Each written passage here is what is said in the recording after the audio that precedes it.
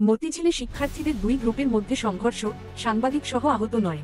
রাজধানীর মতিঝিলে পাঠ্যপুস্তক ভবনের সামনে অবস্থান নেওয়া পাহাড়ি শিক্ষার্থীদের সঙ্গে স্টুডেন্ট ফর সভারেন্টি সংগঠনের শিক্ষার্থীদের সংঘর্ষ ঘটেছে।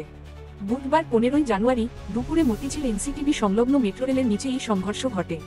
এতে 9 শিক্ষার্থী আহত হয়েছেন। তাদের ঢাকা মেডিকেল কলেজ হাসপাতালে চিকিৎসা দেওয়া হচ্ছে। আহতরা হলেন শ্রেষ্ঠা রূপাইয়া 24, ইসাবা সুহরাত 25, প্রেমিয়ং ম্রো 27, ফুটন্ত চাকমা 22, ধনজেত্রা 28, অনন্ত ধামাই 35, ডিবিসিটিভি চ্যানেলের সাংবাদিক জুয়েল মার্ট 35, শৈলী 27, দনোয়াই ম্রো 24, তনিচিরাং 30। ঢামেক হাসপাতালের পুলিশ ক্যাম্পের ইনচার্জ মো ফারুক জানান, 9 জন আহত হয়ে হাসপাতালের জরুরি বিভাগে এসেছেন। তাদেরকে চিকিৎসা দেওয়া হচ্ছে। পরিস্থিতি এখন স্বাভাবিক রয়েছে বলে জানিয়েছেন মতিঝিল থানার পরিদর্শক মো হাইমিনুল ইসলাম। উল্লেখ্য, স্টুডেন্ট ফর সভারেন্টি সংগঠনের দাবির প্রেক্ষিতে পাঠ্যবই থেকে আদিবাসী শব্দ বাদ দেয় জাতীয় শিক্ষাক্রম ও পাঠ্যপুস্তক বোর্ড এনসিটিবি। গত 12 জানুয়ারি এনসিটিবি ঘেরাও করার পর রাতে ওই বইয়ের অনলাইন সংস্করণ থেকে চিত্রকর্মটি সরিয়ে ফেলা হয়। চিত্রকর্মটি পুনর্বহাল দাবিতে আদিবাসী ছাত্র জনতা আজ এনসিটিবি ঘেরাও করতে যায়।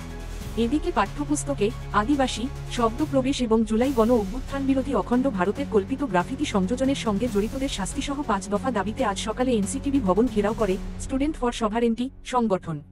এতে দুই পক্ষের মধ্যে সংঘর্ষ বাধে। এদিকে হামলার ঘটনায় স্টুডেন্ট ফর সভারেন্টির 16 জন আহত হয়েছেন বলে দাবি করেছেন সংগঠন আহ্বায়ক জিয়াউল হক। তার তথ্য মতে আরিফুল কবির, শওকত, আব্বাস, রাজন হোসেন, ওয়াফি, মনোয়ার, নুহান, জিহাদ ও সজীব আহত হয়েছেন।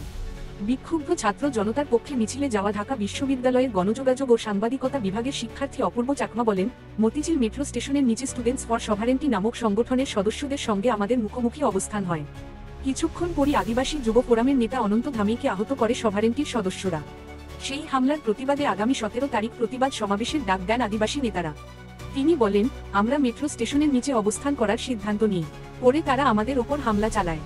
অন্যদিকে প্রথমে হামলার ঘটনা অস্বীকার করেছেন স্টুডেন্টস ফর সভারেন্টির আহ্বায়ক জিয়াউল হক।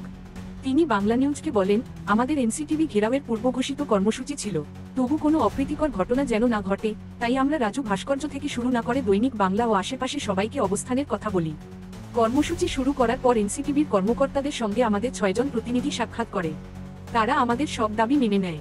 আমরা এনসিটিবির কর্মকর্তাদের সঙ্গে কথা বলে নামার সময় শুনি আদিবাসী শিক্ষার্থীরা আমাদের ওপর হামলা করেছে। তিনি বলেন, পুলিশ তাদের থামতে বলেছে, কিন্তু তারা ব্যারিকেড ভেঙে আমাদের ওপর হামলা করে। হাতে লাঠির বিষয়ে তিনি